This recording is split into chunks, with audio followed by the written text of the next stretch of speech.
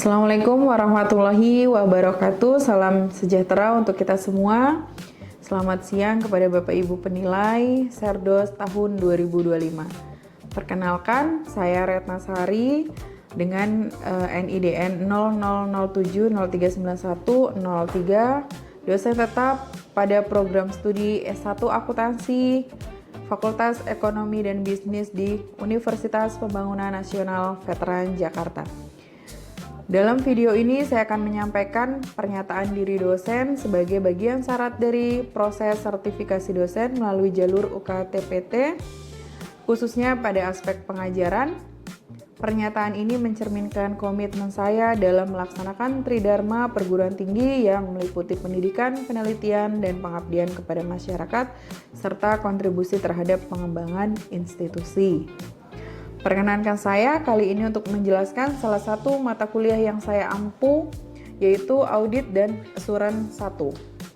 Saya akan menjelaskan deskripsi singkat untuk mata kuliah Audit dan Asuran 1 yang merupakan mata kuliah pada semester 3 dengan bobot 3 SKS. Pada mata kuliah Audit dan Asuran 1 ini bertujuan untuk memberikan pemahaman dan wawasan tentang keterampilan khusus yang dibutuhkan oleh auditor serta profesi akuntan publik yang meliputi pengertian auditing, jenis-jenis audit, profesi akuntan publik, standar profesional akuntan publik, laporan audit, independen, kode etik profesi, kode etik akuntan publik, dan perkembangan laporan akuntan publik, kewajiban hukum dan tanggung jawab audit, bukti pemeriksaan dan prosedur analisis, dokumentasi dan perencanaan, serta strategi keseluruhan dalam penyusunan laporan audit dan tahapan audit. Pada mata kuliah ini akan membahas mengenai profesi audit dan juga proses audit. Salah satu CPL Prodi yang dibebankan pada mata kuliah ini adalah ada keterampilan umum yang dimana mahasiswa mampu mengambil keputusan manajerial melalui pemikiran kritis dan mandiri, tepat dan kreatif, memberikan petunjuk dalam memilih berbagai alternatif solusi secara mandiri maupun kelompok atas permasalahan ekonomi bisnis berdasarkan analisis informasi dengan menggunakan teknologi yang relevan. Untuk pengetahuan, mahasiswa mampu menguasai secara mendalam konsep teoritis akuntansi, audit, perpajakan yang berlaku baik di tingkat nasional maupun global, serta memahami prinsip-prinsip tata kelola, ekonomi, manajemen, komunikasi, analisis data, dan nilai-nilai bela negara.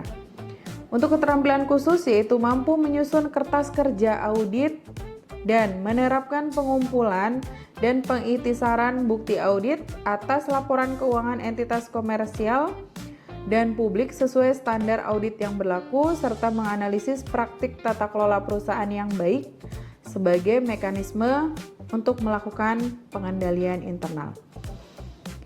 Selain itu ada referensi yang digunakan, diantaranya ada standar profesional akuntan publik, ada standar akuntansi keuangan, ada undang-undang akuntan publik, peraturan pemerintah, dan regulasi lain yang mengatur tentang akuntan publik, serta ada e-book dari ARANS, yaitu Auditing dan Assurance Service, dan juga kode etik profesi akuntan publik.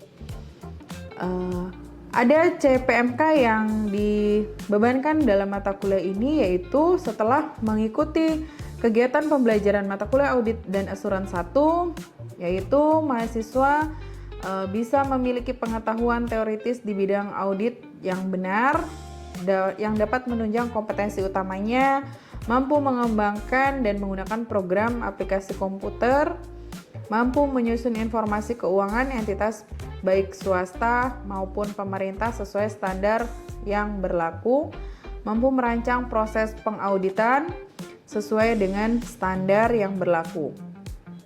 Metode pembelajaran yang dilaksanakan secara sinkronus dan asinkronus terhadap mahasiswa, yaitu pembelajarannya melalui kolaboratif, diskusi kelompok, dan juga penugasan studi kasus melalui Moodle yang dimiliki oleh institusi yaitu leeds.upnvj.ac.id. Pembelajaran mata kuliah ini dilakukan selama 16 tatap muka termasuk UTS dan UAS. Metode pembelajaran yang digunakan tergantung pada chapter materi yang diajarkan, misalnya chapter tersebut berhubungan dengan kasus gagal audit, adanya kecurangan dalam laporan keuangan, maka akan dibuatkan forum diskusi kelompok dalam pertemuan tertentu untuk menganalisis dan juga memaparkan dalam pembahasan kasus tersebut. Evaluasi pembelajaran mata kuliah audit dan asuran 1 didapatkan dari kuis penugasan diskusi kelompok partisipatif, UTS, dan UAS. Kuis dilaksanakan sebanyak 2 kali, yaitu sebelum UTS dan sebelum UAS. Pembobotan nilai mata kuliah audit dan asuran 1 yaitu terdiri dari UTS 25%, UAS 30%, dan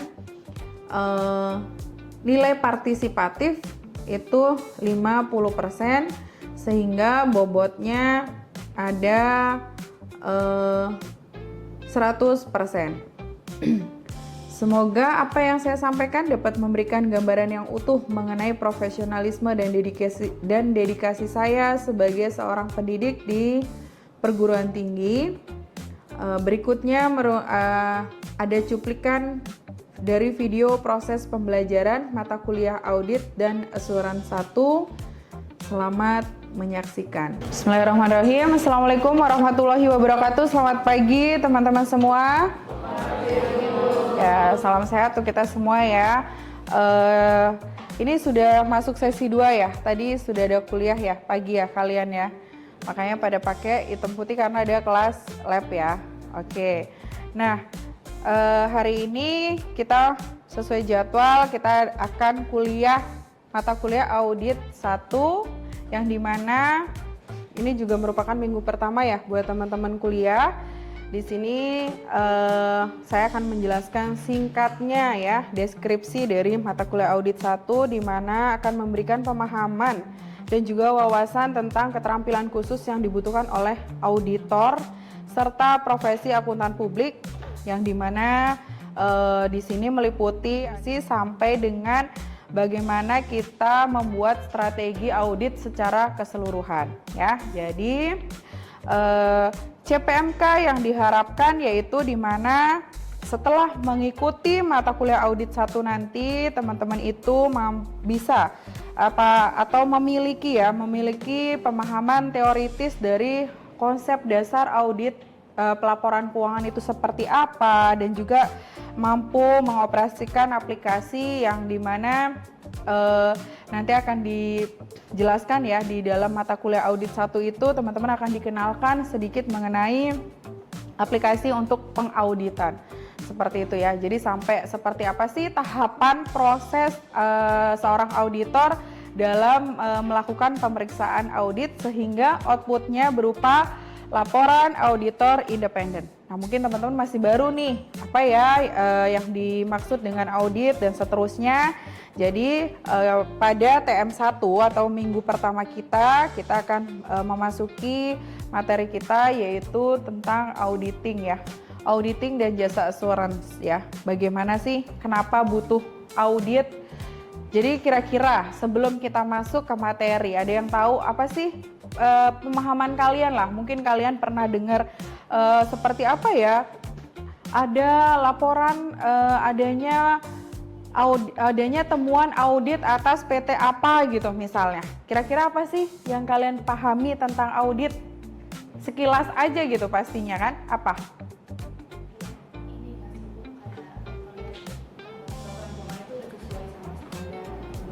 Oke. Jadi laporan keuangan itu sudah sesuai atau sudah sesuai dengan standar atau belum gitu ya. Jadi yang melakukan auditnya siapa? Auditor. Yang di audit apanya?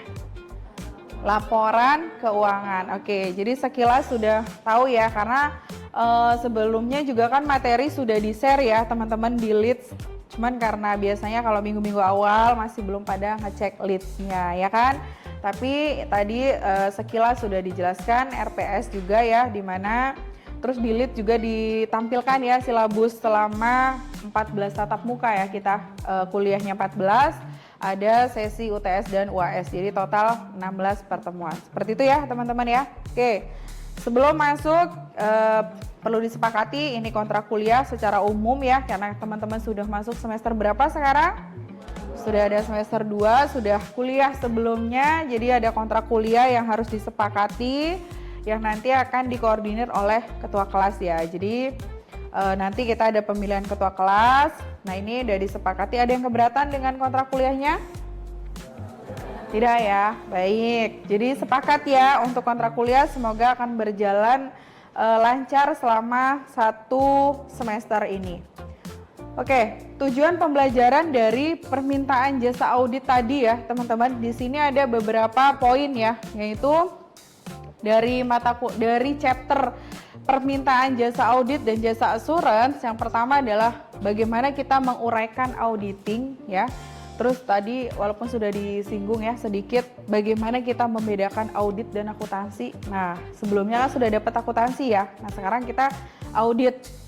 Jadi kita supaya tahu seperti apa sih prosesnya gitu ya, tahapannya seperti apa, terus menjelaskan pentingnya auditing dalam mengurangi risiko, terus menguraikan jasa asuran dan juga membedakan jasa audit dari jasa asuran yang diberikan oleh akuntan publik, serta membedakan jenis-jenis audit maupun jenis auditor. Nah di situ kadang ada yang suka salah ya teman-teman ya.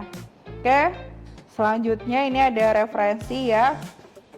Ada beberapa referensi yang akan kita gunakan ya, khususnya adalah e-book pastinya dan juga regulasi ya. Nah ini teman-teman bisa lihat di sini ada ini e-book terakhir ya yang terupdate yang bisa kita gunakan.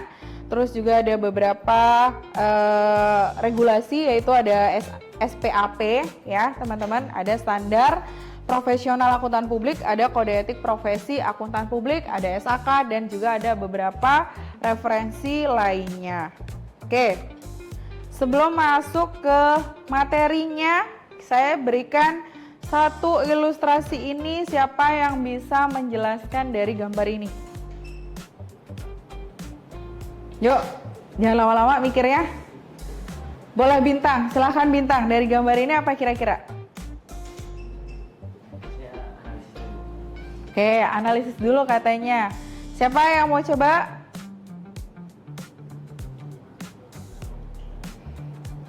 Ya, Akbar. Ayo Bar, langsung Bar.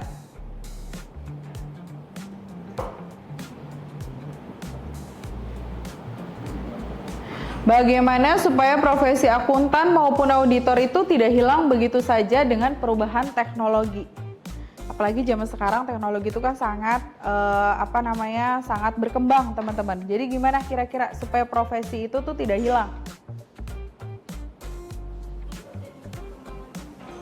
Mengikuti perkembangan teknologi. Setelah itu apa lagi? Beradaptasi dengan perkembangan teknologi. Ada lagi yang paling penting? Apa kira-kira? Tentunya kita mengupdate, ya kan? Mengembangkan pemahaman kita, penggunaan kita, ya kan? Walaupun ada teknologi, kalau dari skill penggunaannya nggak bisa, gimana? Buat apa? Ya kan? Jadi artinya kemampuan, kompetensi kita dalam menggunakan tentunya, misalnya contoh sekarang dalam penyusunan laporan keuangan itu kan sudah tidak manual lagi ya teman-teman ya. Mungkin kalau zaman dulu nyusunnya masih manual book, kalau sekarang kan sudah tidak, komputerisasi by aplikasi dan seterusnya gitu ya teman-teman. Artinya kita nggak perlu takut walaupun perkembangan teknologi semakin semakin kuat, semakin berkembang ya, kita mengembangkan keilmuan kita juga sehingga kita tidak mungkin tersaingi sepenuhnya dengan teknologi. Bisa nggak teknologi itu ngebuat laporan keuangan sampai jadi? Bisa, yakin? Teknologi loh, bisa? Nggak bisa kan, perlu bantuan dari manusianya gitu. Jadi teknologi itu ya alat bantu aja loh gitu kan dalam penyelesaian laporan keuangan tentunya lebih mudah, lebih hilang tahun sekian. Jadi saya memberikan bekal sama teman-teman supaya kita itu nggak takut. Yang namanya profesi akuntan, audit itu tidak akan hilang begitu saja dengan perkembangan teknologi. Ya kita ajak aja bahwa teknologi ini bisa membantu kita gitu dalam profesi kita. Itu ya teman-teman ya. Oke, kita lanjut di sini. Jadi yang akan saya jelaskan apa itu audit, jenis-jenis auditor, mengapa perlu dilakukan audit, dan juga apa sih jenis-jenisnya dari si audit, apa jenis-jenisnya ya, jenis auditnya itu apa saja. Oke, secara singkat bahwa kenapa sih diperlukan audit, yaitu sebagai alat kontrol. Ya, karena kalau tidak diaudit, siapa yang akan menjamin laporan keuangan perusahaan itu terbebas dari yang namanya salah saji, terus kecurangan, dan juga seterusnya gitu ya. Jadi seperti audit itu seperti media untuk mengontrol gitu, mengendalikan dari isi laporan keuangan itu yang tentunya banyak tahapan ataupun prosesnya ya teman-teman ya gitu ya. Oke. Nah ini ada 4 alasan juga kenapa perlu diaudit ya. Tentu takutnya ada perbedaan kepentingan karena dari pihak stakeholder sama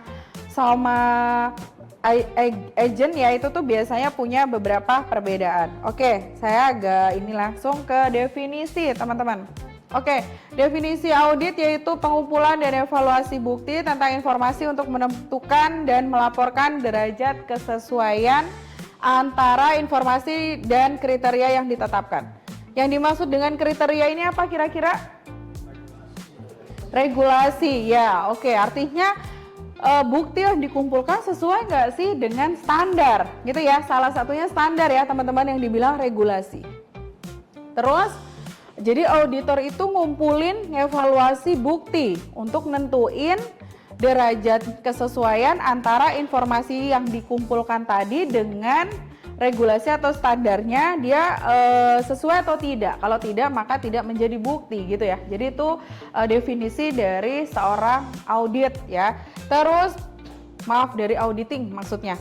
Nah, di mana auditing harus dilakukan oleh orang yang kompeten dan independen. Apa yang dimaksud kompeten dan independen? Coba Husnul bisa jelaskan?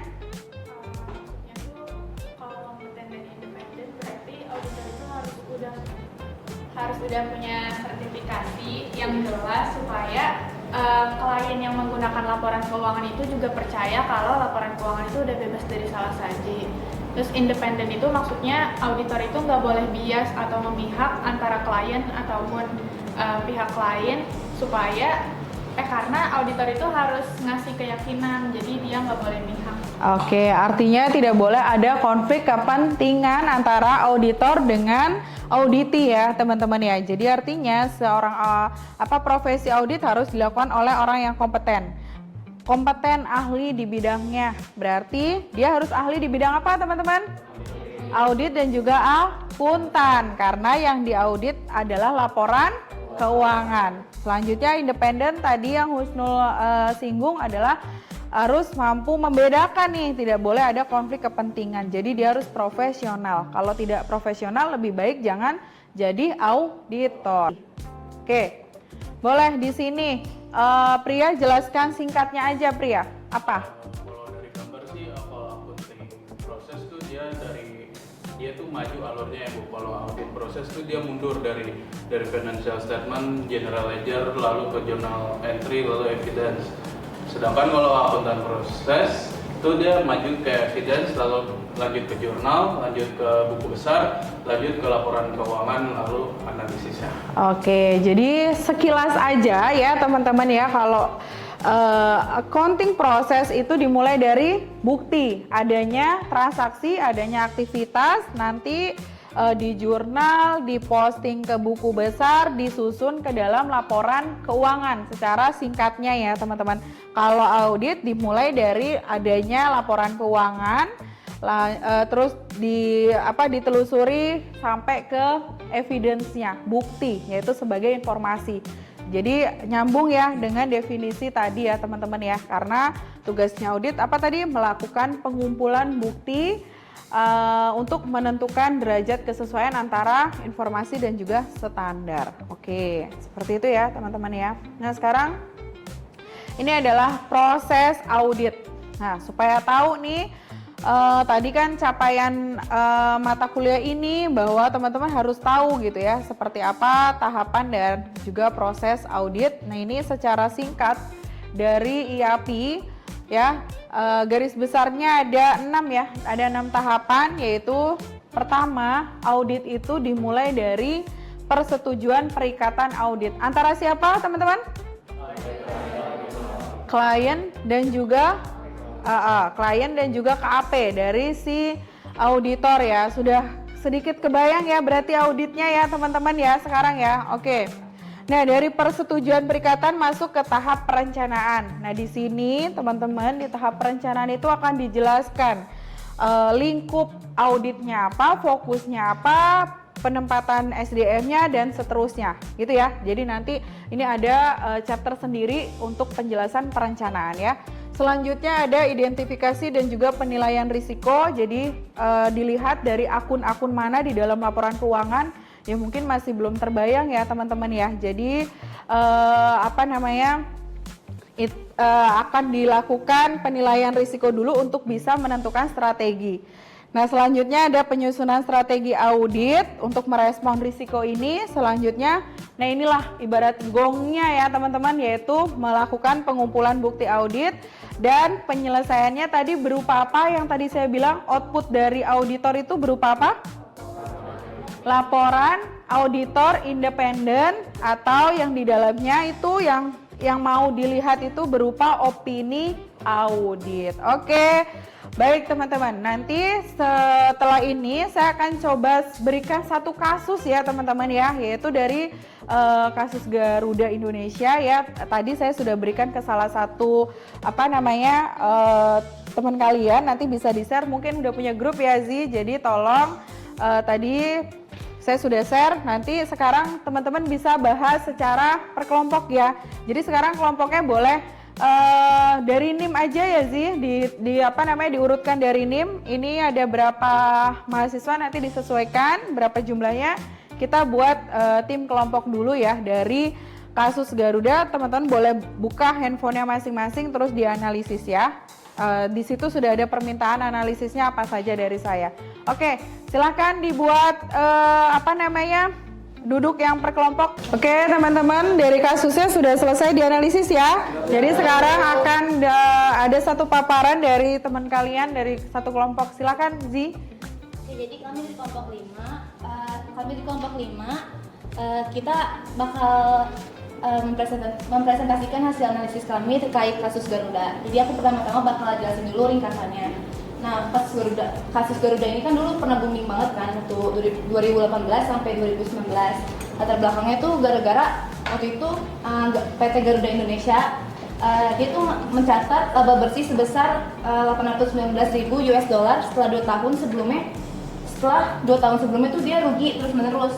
Tapi dia untung tiba-tiba. Nah, setelah ditelusuri ternyata pendapatannya itu dari perjanjian dengan PT Mahata Aeroteknologi sekitar 239 juta $, untuk penyediaan layanan konektivitas wifi dalam pesawat tuh diakuin sama PT Garuda, padahal harusnya dia nggak ngakuin itu dulu.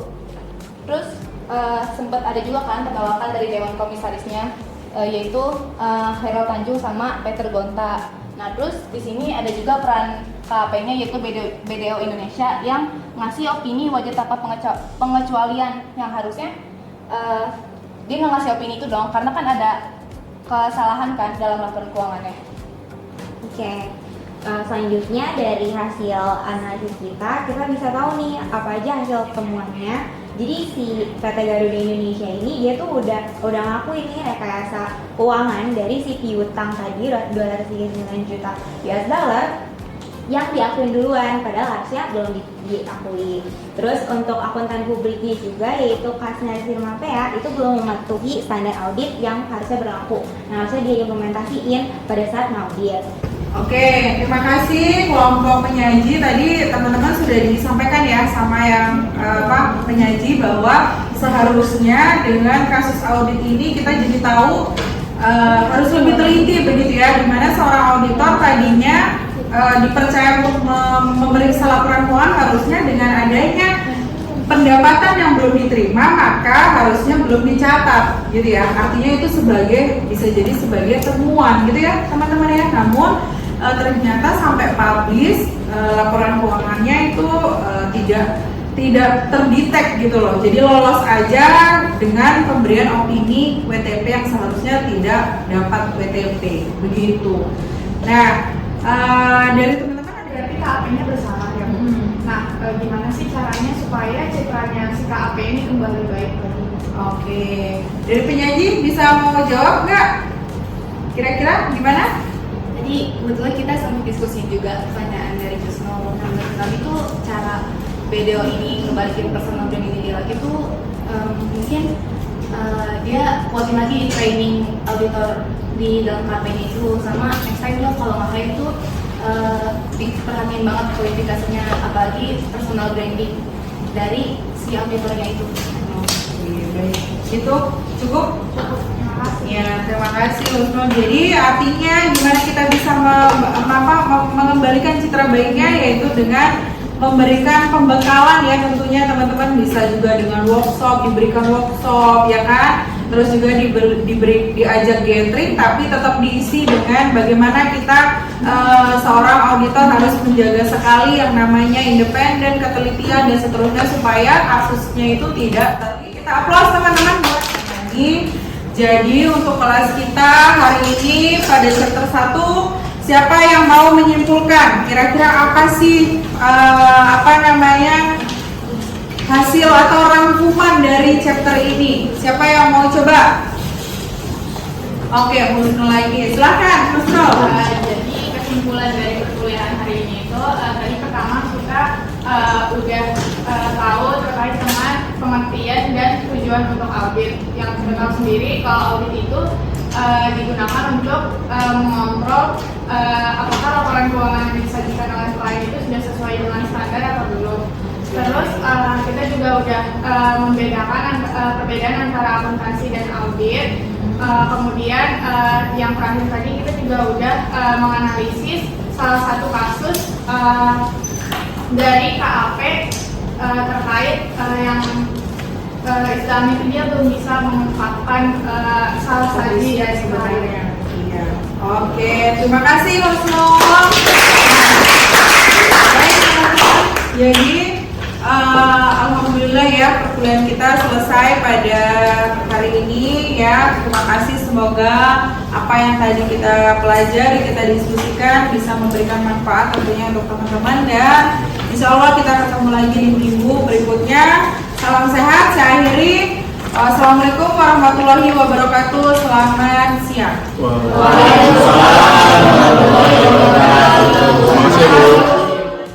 Demikian deskripsi singkat mengenai kinerja pengajaran yang telah saya sampaikan sebagai bagian dari proses sertifikasi dosen melalui jalur UKTPT Serdos. Saya menyadari bahwa menjadi seorang dosen bukan hanya sekedar profesi, tetapi juga merupakan panggilan untuk terus belajar, menginspirasi, dan memberikan kontribusi nyata bagi kemajuan ilmu pengetahuan dan masyarakat. Saya berkomitmen untuk terus meningkatkan kompetensi diri dalam menjalankan Tridharma Perguruan Tinggi secara profesional, bermartabat, dan bertanggung jawab.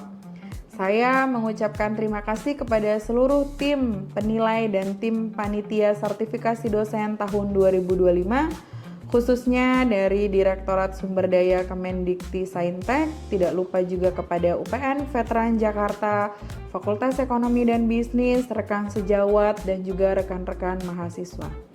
Demikian yang bisa saya sampaikan, atas kekurangannya dari saya mohon dimaafkan. Terima kasih atas perhatian dan kesempatannya. Semoga pernyataan ini dapat menjadi cerminan dedikasi saya sebagai bagian dari insan akademik.